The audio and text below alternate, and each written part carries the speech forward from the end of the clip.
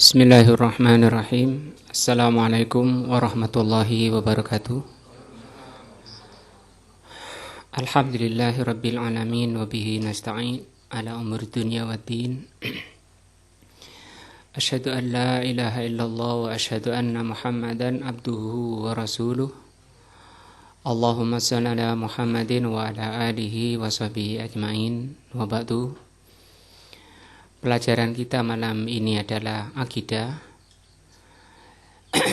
Dan kita masih membahas tentang macam-macam ibadah hati. Dan perlu saya tegaskan, saya ingatkan tentang pentingnya materi akidah ini. Karena ini merupakan dasar di dalam kita beribadah kepada Allah. Pondasi di dalam kita beribadah kepada Allah Subhanahu wa taala. Artinya pondasi menjadi penentu ibadah tersebut diterima atau tidak. Karena akidah itu nanti tekanannya kepada masalah tauhid, bagaimana mentauhidkan Allah. Ibadah kepada Allah Subhanahu wa taala tanpa didasarkan kepada tauhid, maka ibadahnya itu kosong, tidak bermanfaat. Para ulama mengistilahkan ibadah itu tauhid itu sama dengan toharoh dalam sholat. Artinya orang sholat tanpa toharoh, maka sholatnya tidak berguna. Demikian juga orang beribadah kepada Allah tanpa tauhid sama dengan orang sholat tanpa toharoh. Dari itu kita harus lebih mementingkan masalah tauhid ini, masalah akidah, daripada pelajaran-pelajaran yang lain. Sehingga Rasulullah SAW sebelum diperintahkan sholat, beliau 13 tahun lamanya menekankan pelajarannya kepada masalah tauhid sebelum adanya perintah sholat.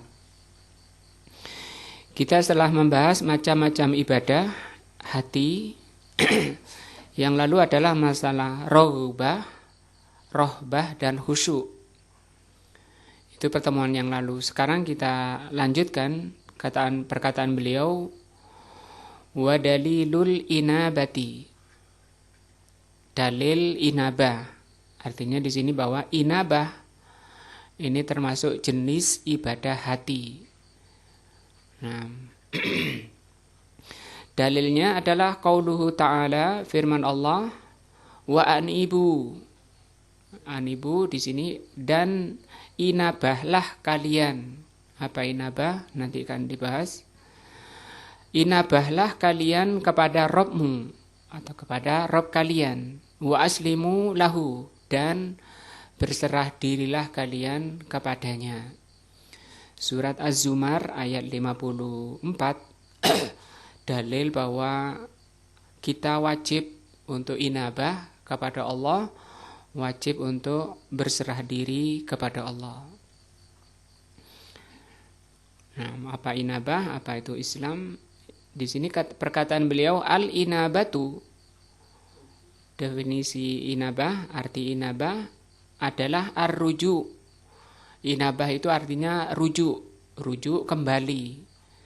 Ar-ruju'u ilallah ta'ala, rujuk atau kembali kepada Allah, bil qiyami, dengan cara melaksanakan bita'atihi, dengan cara menjalankan ketaatan.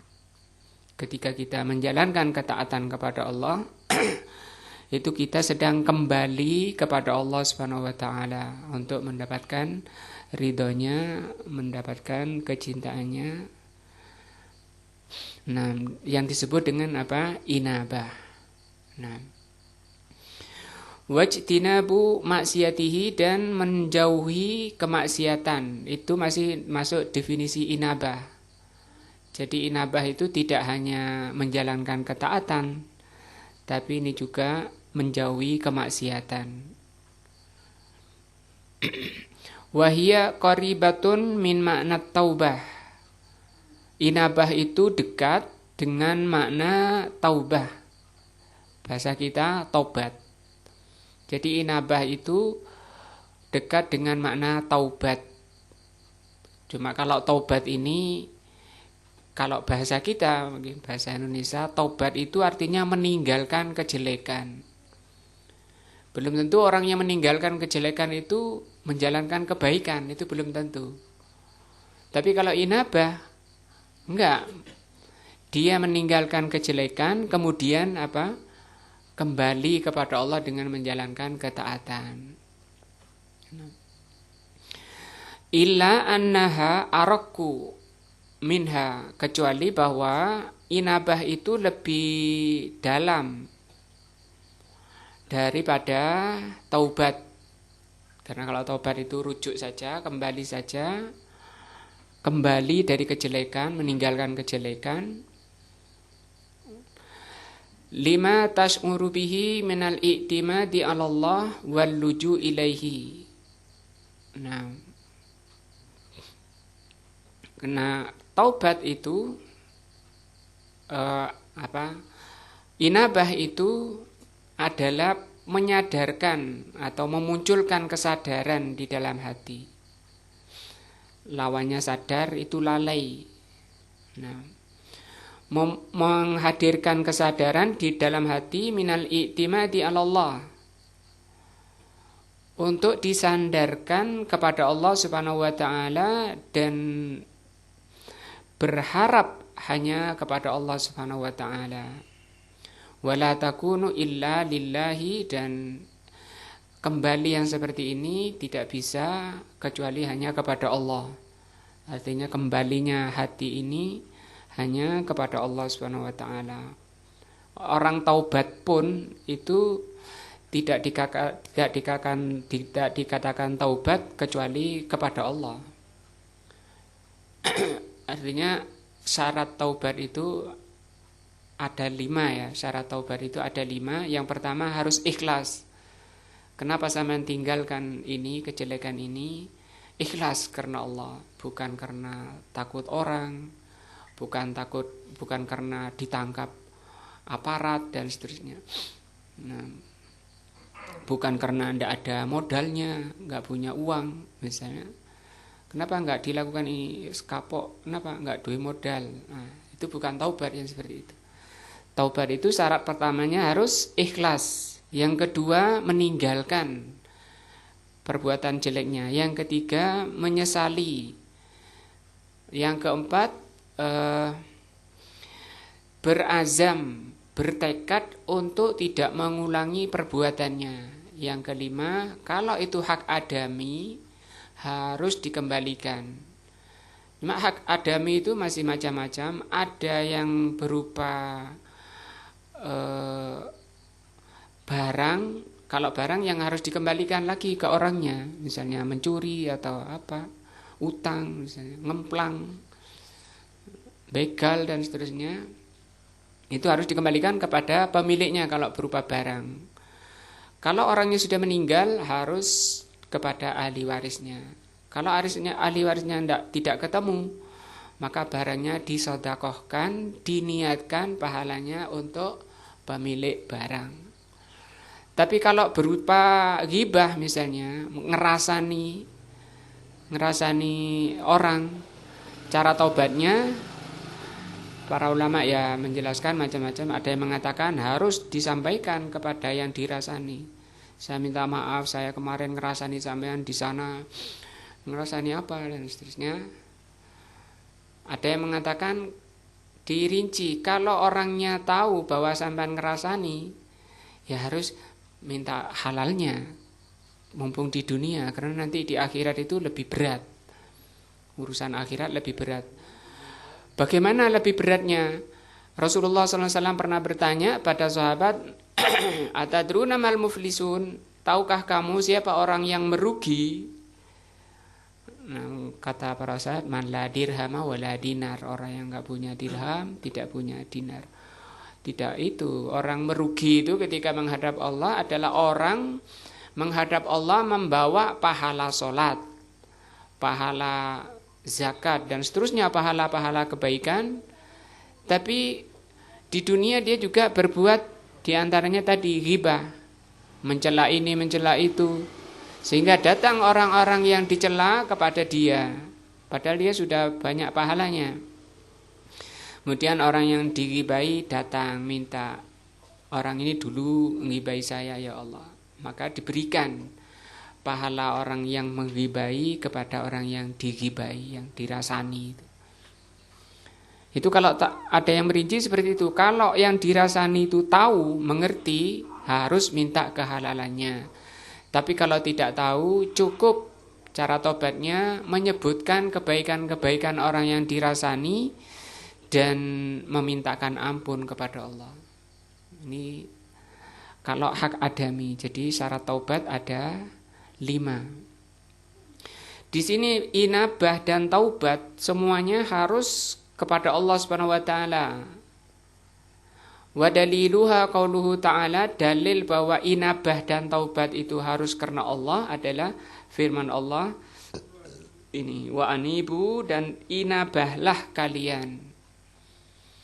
Jadi inabah itu mungkin kita baru dengar.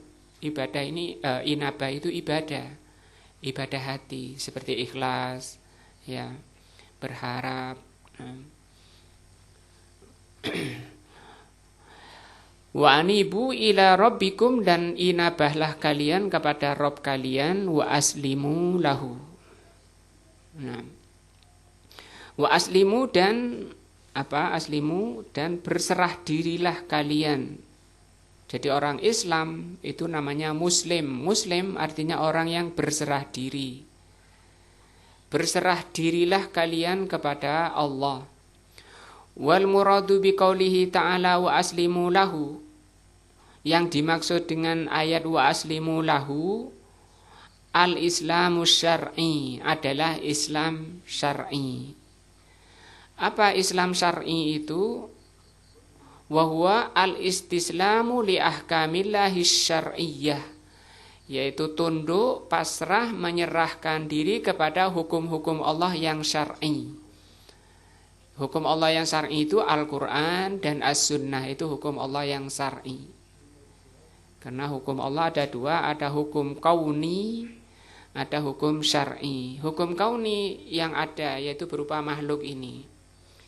Ada siang, ada malam, ada matahari, langit dan bumi, seterusnya. Itu hukum kauni. Atau juga nanti kita membahas ayat, ya, ada ayat kauni, ada ayat syar'i. Ada ayat kauni yaitu makhluk ini. Ayat syar'i Al-Qur'an dan As-Sunnah.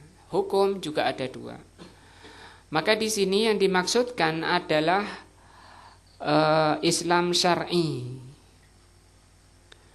Wa dzalika annal islama lillahi ta'ala nau'an. Hal itu karena tunduk kepada Allah itu ada 2. Jadi tunduk kepada Allah itu ada 2 yang disebut Islam, ya. Islam itu artinya apa tadi? Tunduk. Tunduk kepada Allah itu masih dibagi menjadi 2. Al-awwalu, yang pertama, Islamu kauni atau Islamun kauniyun, Islam kauni. Tunduk secara kauni. Tunduk kauni ini tunduk kepada ketentuan Allah, takdir Allah. Seperti Pak Jazuli ditakdirkan menjadi orang Indonesia, hidungnya nggak mancung kayak orang Arab misalnya. Ya Pak Jazuli nggak bisa, harus tunduk. Namanya tunduk apa? Kauni, yang disebut dengan Islam kauni. Nah, kulit kalau maunya kulitnya yang putih, yang bersih. Nah, tapi kok lahirnya enggak seperti itu, ya tunduk. Namanya Islam. Islam apa? Kauni. Maunya matanya biru, nah ini kok enggak biru, dan seterusnya. Itu namanya apa? Islam kauni. Wa huwa al-istislamu li hukmihi al-kauni, yaitu Islam kauni itu artinya tunduk kepada hukum ketentuan Allah yang kauni. Kauni itu keadaannya. Memang oleh Allah ditakdirkan menjadi orang Indonesia, lahir di Indonesia, ada itu namanya hukum kauni, hukum Allah kauni, ketentuan Allah yang kauni. Wa hadza amun, hukum kauni ini umum. Likulli man fis samawati wal ardi, meliputi, mencakup semua yang ada di langit dan di bumi. Semua pasti tunduk kepada hukum Allah, hukum kauni. Min mu'minin wa kafirin, apakah dia orang mukmin maupun orang kafir, semua tunduk kepada Allah. Ada yang Allah takdirkan, Allah tentukan jadi orang sipit, ada orang yang enggak sipit dan seterusnya.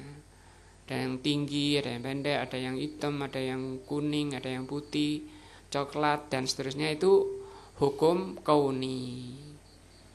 Tapi di sana masih dibagi ada orang mukmin, ada orang kafir.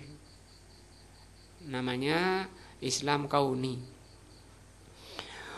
Wa barrun wa fajirun, mencakup orang baik dan orang durhaka.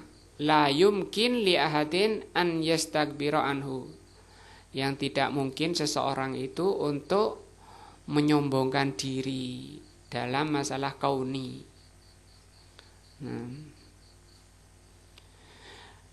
Wa daliluhu qaulu ta'ala, dalil Islam kauni ini adalah firman Allah, walahu, dan hak Allah atau dan kepada Allah, aslama. Apa ini berarti? Tunduk, pasrah, menyerahkan diri. Nah, seperti tangannya dua, maunya dia mungkin tangannya empat. Nah, wajahnya di depan, maunya dia mungkin depan belakang, tapi nggak bisa. Kenapa? Itu sudah ketentuan Allah atau hukum Allah yang disebut dengan hukum kauni. Dan kepada Allah lah aslama, berserah diri atau tunduk. Siapa? Man fis samawati wal ardi, semua yang di langit dan di bumi. Ya, semua yang di langit dan di bumi tunduk kepada Allah. Tau'an, dengan penuh ketaatan, wa karhan, maupun terpaksa. Ya sudah gitu. Wong saya ditakdirkan jadi orang Jawa. Maunya sih, nah gitu. Maunya sih saya jadi orang bukan Jawa maunya. Nah gitu. Itu namanya karhan. Terpaksa, dipaksa gitu. Wa ilaihi yurja'un, namun demikian hanya kepada Allah nanti semua kembali. Dengan berbagai jenis apapun, kabilah apapun, bangsa apapun, nanti kembali kepada Allah. Dan yang menjadi penentu adalah hatinya, keimanan dan ketakwaannya, yaitu masalah ketakwaannya itu. Makanya Allah kan tidak melihat dari jasadnya, Allah tidak melihat dari badannya. Rasulullah Shallallahu Alaihi Wasallam bersabda, Innallaha la yanzuru ila ajsamikum wa suwarikum. Allah tidak melihat pada bentuk-bentuk kalian, jasad-jasad kalian, maupun wajah-wajah kalian, tampang-tampang kalian. Bukan itu yang dilihat oleh Allah. Bukan itu barometer kebaikan seseorang.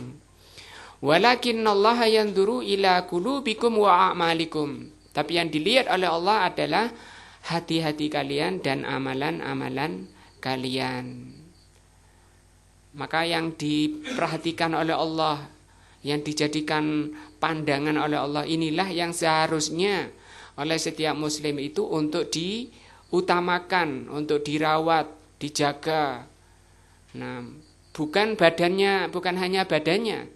Karena kebanyakan orang perhatiannya kepada fisiknya saja. Oh, kalau beli bedak, badannya sakit dikit, cari dokter yang paling bagus, segera cari apotik dan sebagainya. Enggak mau badannya itu sakit sedikit pun, terganggu sedikit pun. Sementara hatinya kesakitan dibiarkan, hatinya bahkan sampai mati. Apa hati sakit itu? Tidak mengerti agama Allah. Itu sakit, itu penyakit itu. Kebodohan itu termasuk penyakit hati. Rasulullah SAW bersabda,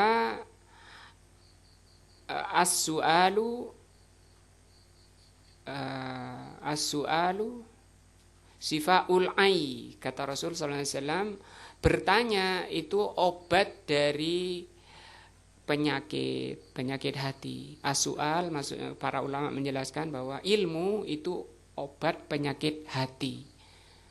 Obat penyakit hati. Kan berarti Rasul mengatakan bahwa hati itu apa? Berpenyakit. Penyakitnya apa? Tidak mengerti, yaitu kebodohan. Caranya gimana? Belajar. Tanya. Nah, artinya memang orang yang perhatian pada hatinya itu akan terus berusaha merawat hatinya. Di samping memang manusia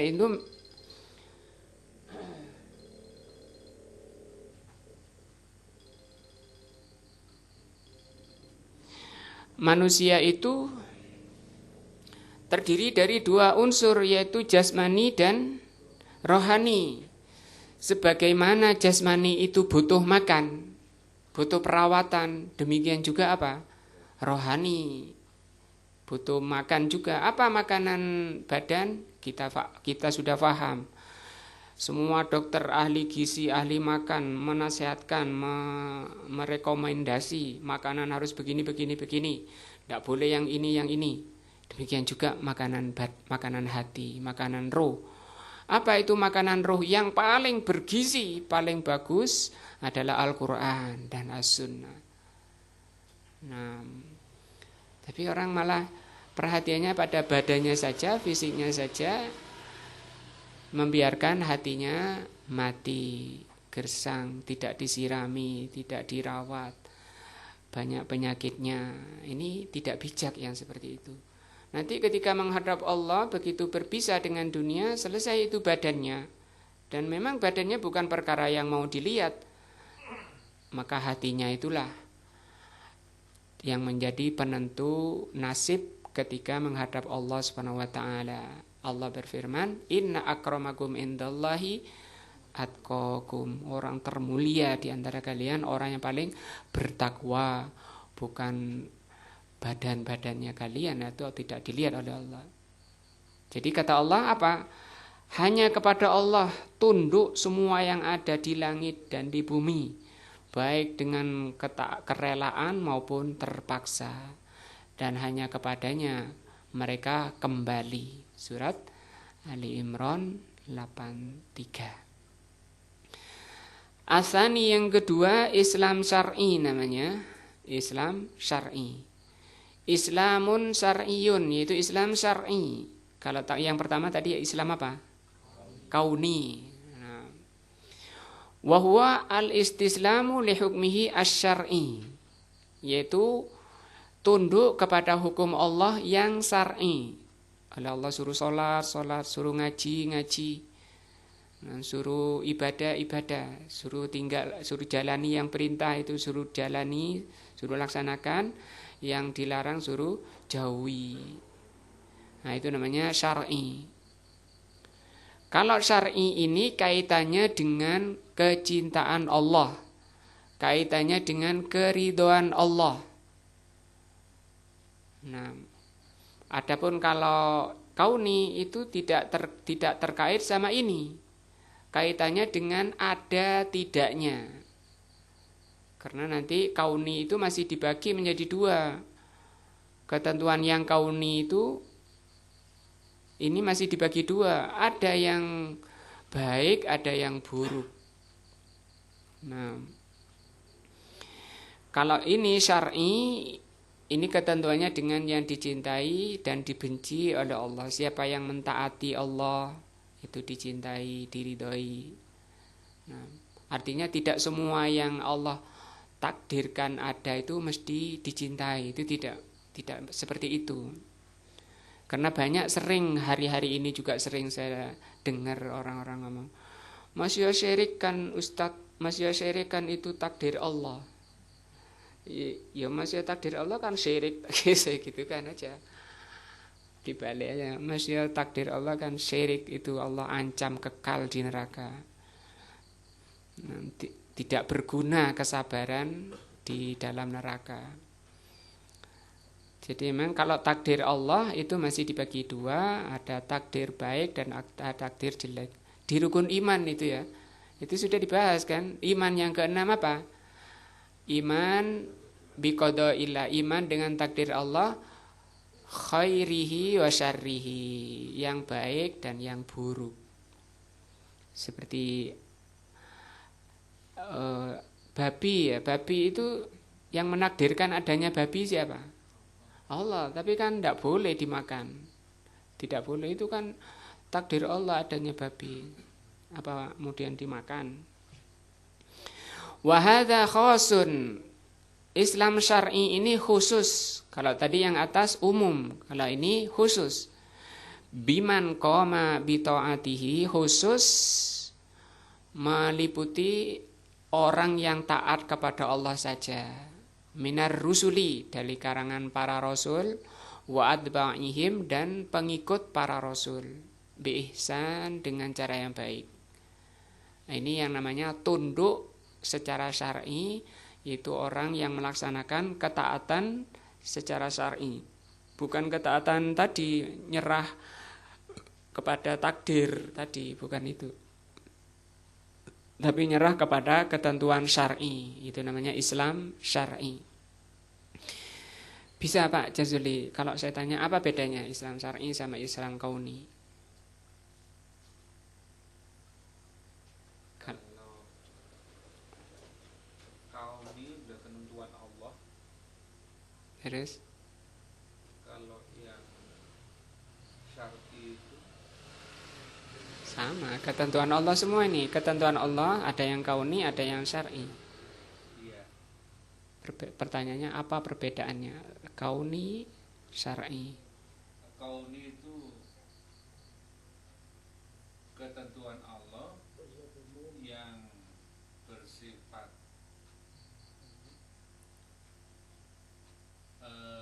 harus diterima.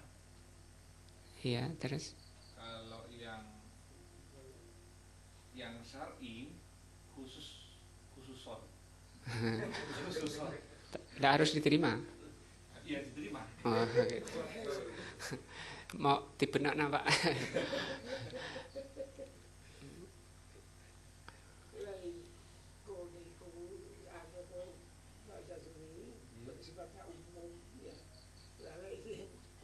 Khusus itu terus dadi awak dhewe iku kudu mau gak mau kudu nembah nang sing poso.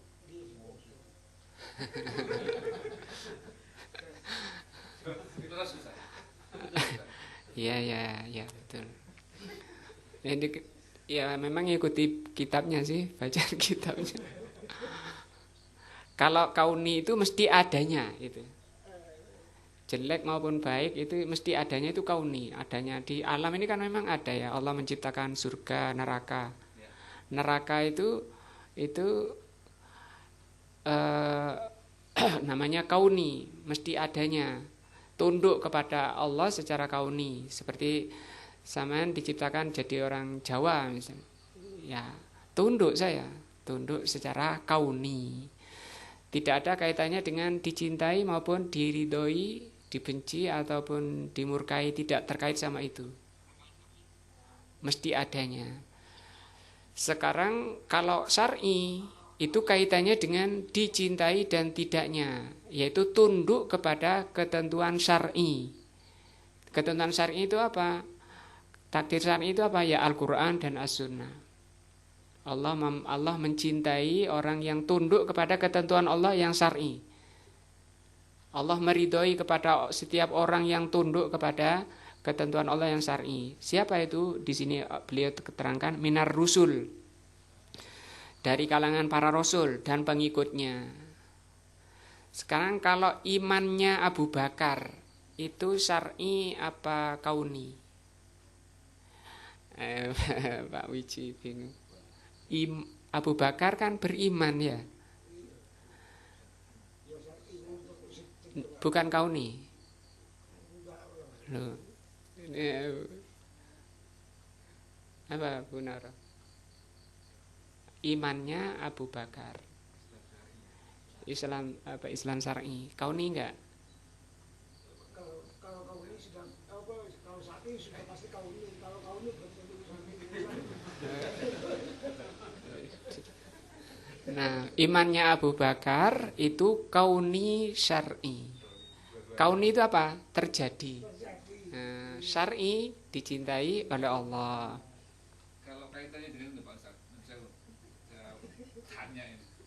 Maaf kalau orang yang maaf ya nggak menerima kodratnya selaku maaf laki kepingin jadi perempuan itu gimana? Iya. Itu yang disebut tidak Islam syar'i, jiwanya tidak Islam syar'i. Tapi gimana pun dia tetap tunduk kepada ketentuan Allah yang kauni, karena dia kan laki,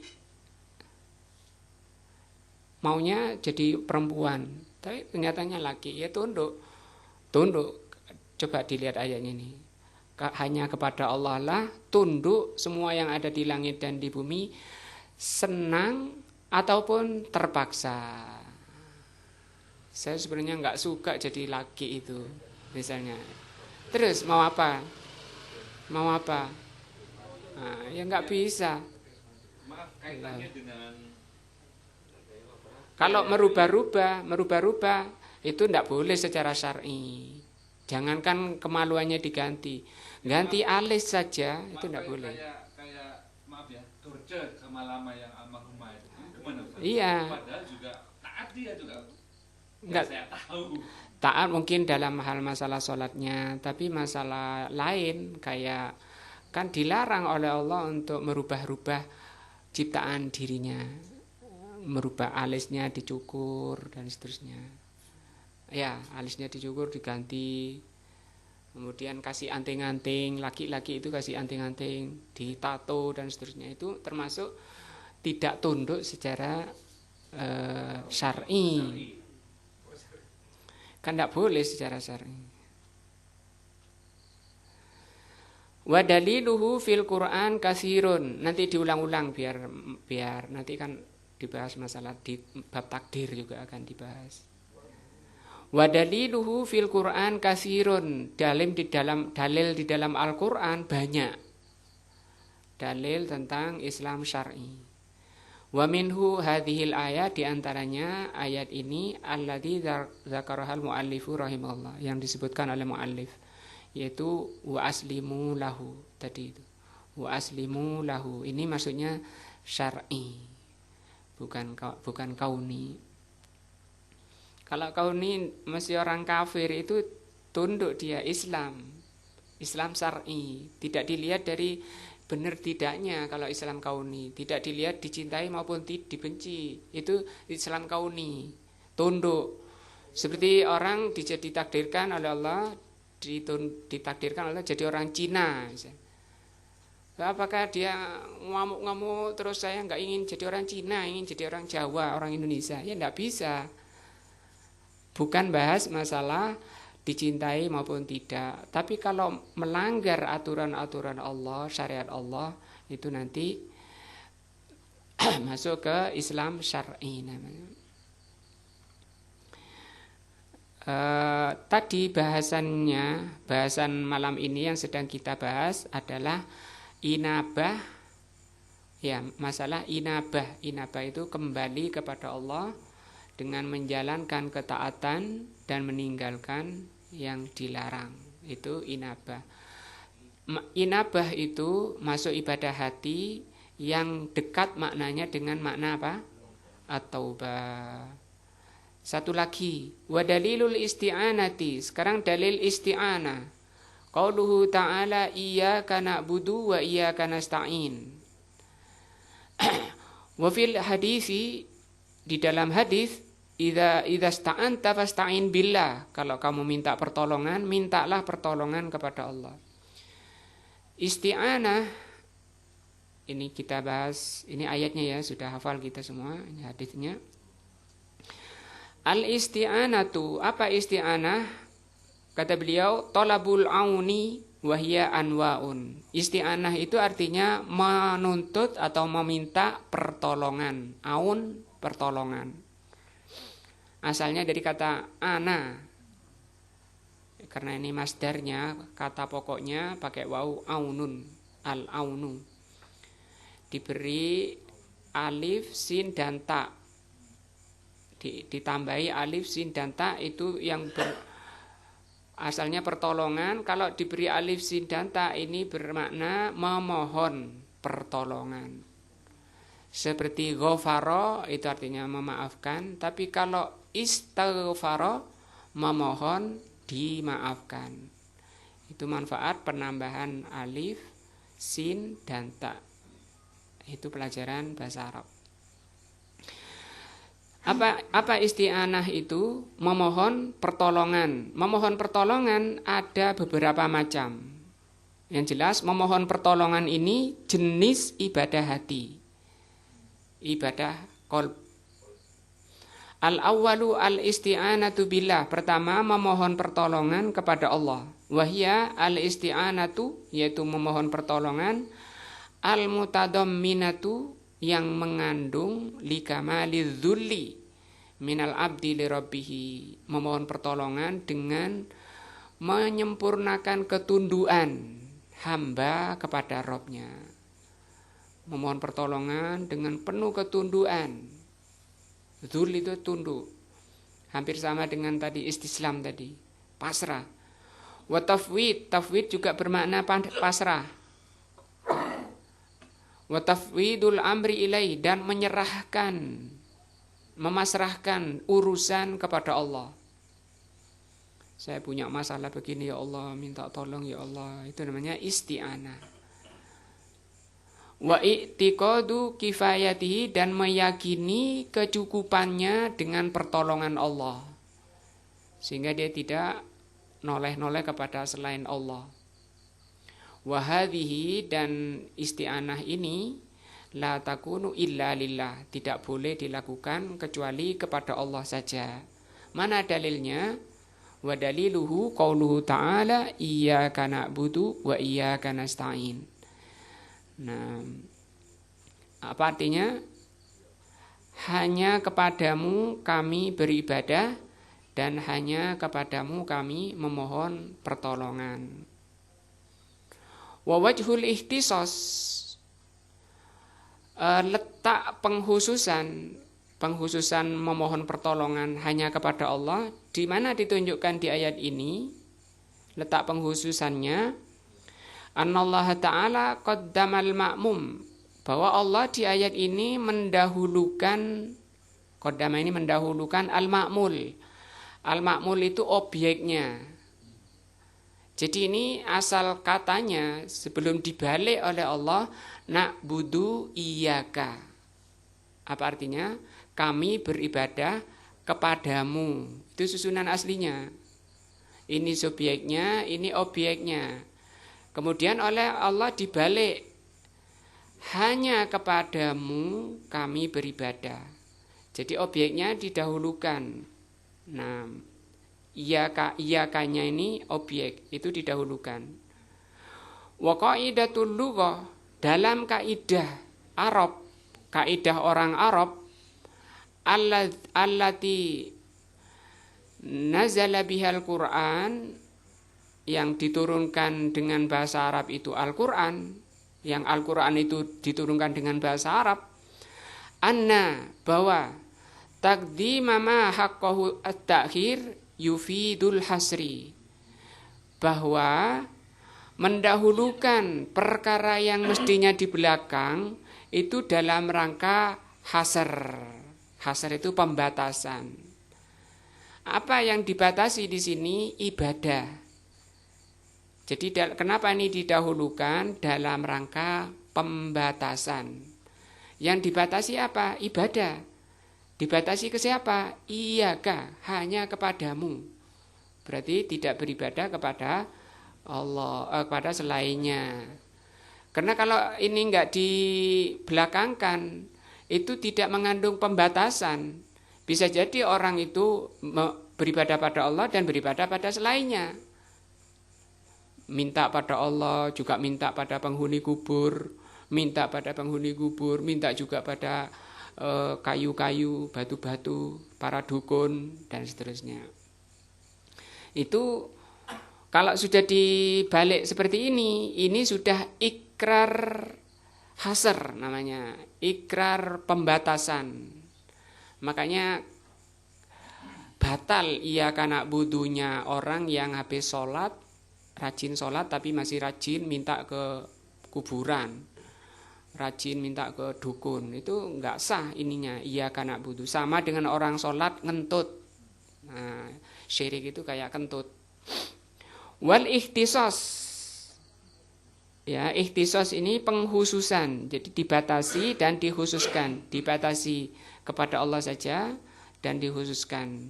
Wa ala hadza, maka dari itu yakunu sarfu hadhin nau, dari itu maka barang siapa memalingkan permintaan ini, isti'anah ini li ghairillah pada selain Allah, syirkan adalah perbuatan apa?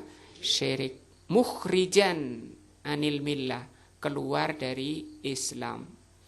Orang yang minta-minta pada selain Allah, karena minta itu termasuk ibadah.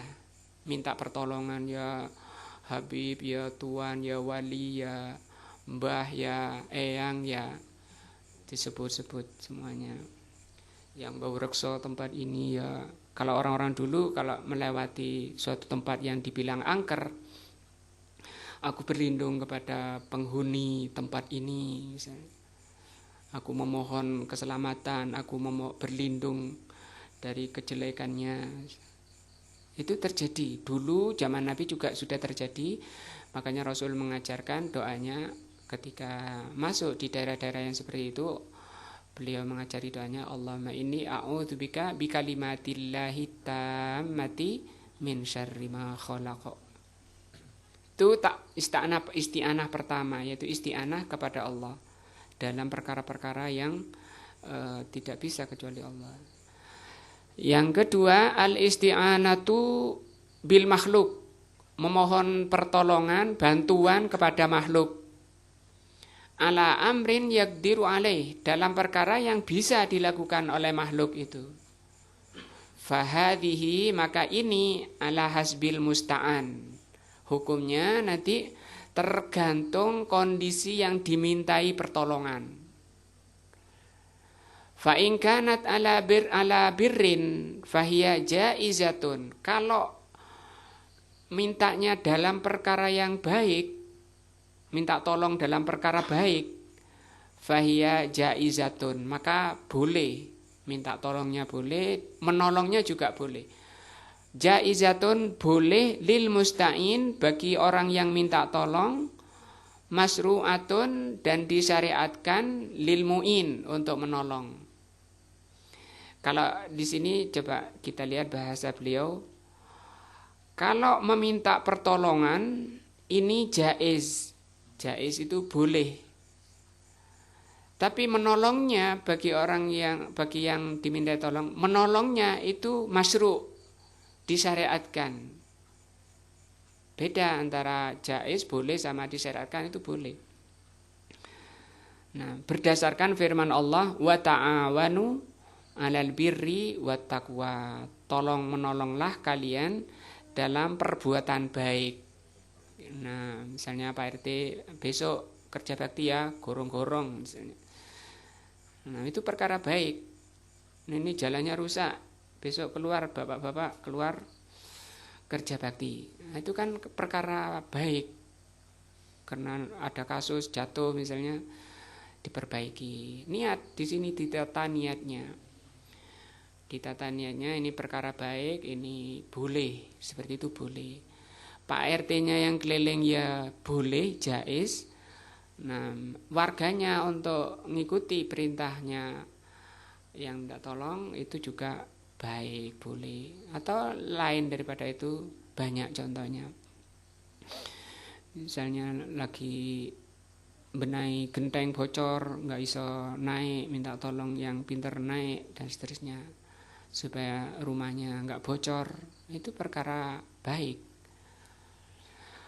Wa in kanat ala ismin, tapi kalau dalam perkara yang jelek, faya haramun, maka hukumnya haram. Alal musta'in, haram, minta tolongnya itu haram. Wal mu'in, menolongnya juga haram. Mas sini, tolong saya belikan anggur. Ngapain Pak? mau teler. Nah ini minta tolongnya haram, menolongnya haram.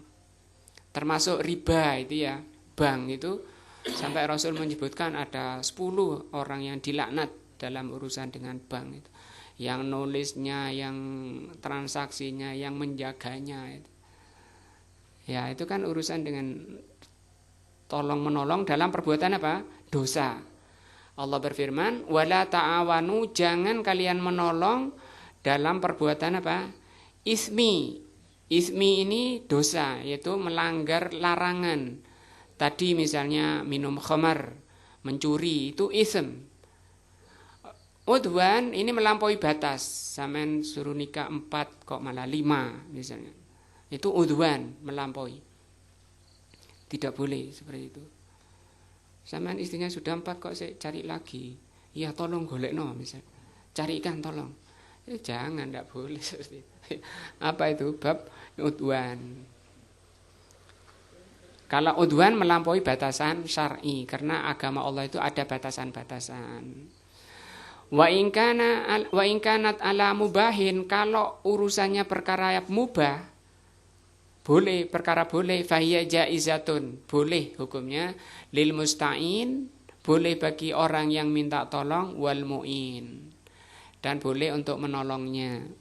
Ya, perkara yang, kalau tadi kan perkara baik, ini perkara mubah, perkara yang boleh. Lakin al-mu'in, kadang penolongnya qad yusab, kadang penolongnya dapat pahala. Ala dzalika sawabul ihsan, yaitu pahala berbuat ihsan, berbuat baik, ilal ghair, berbuat baik pada yang lain. Jadi walaupun perkara boleh, misalnya lagi orang mau naikkan barang ke motor, motornya nggak ada jagraknya misalnya. Pak tolong Pak, ini pegangkan, saya mau naikkan barang. Boleh, perkara boleh seperti itu. Megangkan motornya dapat pahala, karena itu termasuk berbuat ihsan pada saudaranya. Tidak acuh, tidak cuek dan seterusnya. Kalau karena tidak kenal sudah nggak dihirau kayak gitu. Nah, wa min sama, dari situ takunu fi haqqi masru'atun, maka orang yang bisa menolong tadi boleh hukumnya, dan dia termasuk disyariatkan menolong berdasarkan firman Allah, wa ahsinu. Apa wa ahsinu? Berbuat baiklah. Innallaha yuhibbul muhsinin. Nah, di dalam Islam itu manusia dibagi 3 ya. Pertama muslim, orang yang tunduk, orang yang Islam. Yang kedua mukmin, itu orang yang beriman. Yang ketiga ini muhsin, jamaknya muhsinin. Kalau dilihat dari jumlah orangnya, muslimin paling banyak, KTP banyak itu yang muslim. Tapi yang beriman lebih sedikit. Jadi mukmin lebih sedikit dari muslim. Muhsin lebih sedikit lagi dari mukmin. Kalau dari sisi kualitas, yang terbaik adalah muhsin, kemudian mukmin, kemudian muslim yang terakhir. Muhsin itu apa? Rasul pernah ditanya, manil ihsan, siapa orang ihsan? Anta budallaha ka'annaka taro, engkau beribadah kepada Allah seakan-akan kamu melihatnya. Ini kata para ulama, ini ibadahnya orang yang sudah kenal dengan Allah, sudah cinta kepada Allah. Jadi menolongnya benar-benar seperti melihat Allah Subhanahu wa taala. Orang yang rindu kepada Allah, orang yang muncul di hatinya kecintaannya kepada Allah, ini muhsin. Kata Rasul, kalau tidak seperti itu, tidak bisa seperti melihat Allah. Sesungguhnya Allah melihat kamu, sesungguhnya Allah itu melihat kamu. Itu maksudnya ini ibadahnya orang yang takut kepada Allah sehingga dia lari kepada Allah. Itu ihsan, orangnya disebut apa? Muhsin. Orang itu dicintai, muhsin itu dicintai oleh Allah. Ini dalilnya. Innallaha, sesungguhnya Allah, yuhibbul muhsinin. Ini juga dalil bahwa Allah itu cinta, Allah itu mencintai. Sebagaimana kita mencintai Allah. Wallahu a'lam bishawab. Isti'anah yang ketiga insyaallah akan dibahas pertemuan berikutnya. Babnya apa tadi? Terakhir, al-isti'anah, memohon pertolongan. Mudah-mudahan bermanfaat pada diri kita, menambah iman dan takwa kita kepada Allah Subhanahu wa taala. Subhanakallah wa bihamdika asyhadu an la ilaha illa anta astaghfiruka wa atubu ilaika. Wassalamualaikum warahmatullahi wabarakatuh.